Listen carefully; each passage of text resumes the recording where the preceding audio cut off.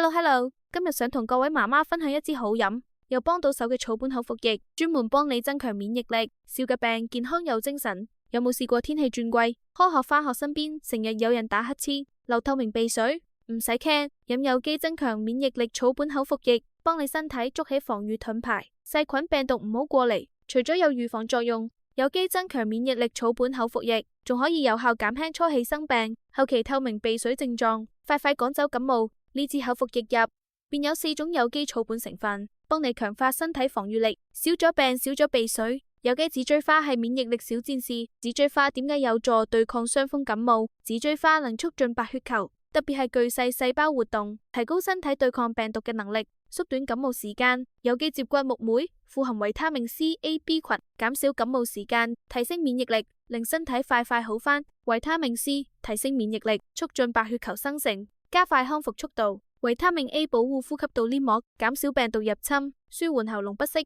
維他命 B 群提升能量，減少生病時嘅疲勞感，幫助身體恢復精神。加埋有機葛根、有機羅漢果，等你抵抗力 up。有機增強免疫力點樣飲？日常保健提升免疫力，每日1次，食5日停2日。如果初起感冒、透明鼻水不停流，建議食每日3到4次，有效減少鼻水症狀。如果由透明鼻水變成黃綠鼻涕，我哋就要轉飲有機喉嚨舒草本口服液啦。有機增強免疫力草本口服液飲用嘅份量應該係幾多呢？正常嘅份量係歲數加2毫升，一日飲3到4次。如果你係3歲，你就要飲5毫升，一日飲3到4次。如果想快啲減輕透明鼻水症狀，就歲數咁雙倍，一日食3到4次。如果你係3歲，你就要飲6毫升，一日3到4次。如果小朋友係會服用醫生處方藥物，可唔可以同時服用有機草本口服液呢？可以，佢只需要同醫生處方藥物相隔1到2個鐘。小朋友想身體健康嘅，如果開始感冒，唔好等啦，